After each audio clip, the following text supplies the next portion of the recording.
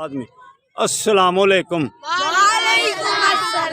दोस्तों बरखुरदारो, ये पार्क में Quaid public model school Khadim Ali road Ghazali street, ये उस स्कूल के बेटे हैं।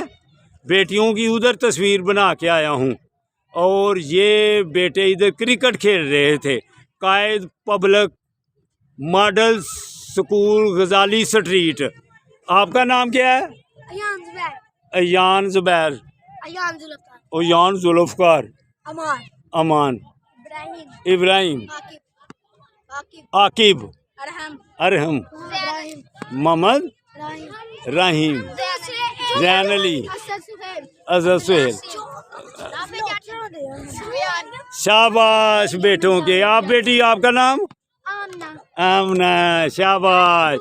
सब जाके घर क्या खोलना है, रिसर्च करना है, young old man Sialkot, young old man Sialkot. फिर जो उस पर अमल करेगा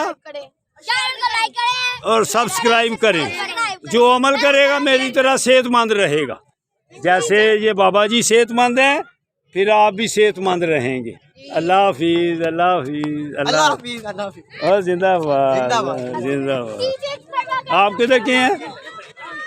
आप किधर के हैं?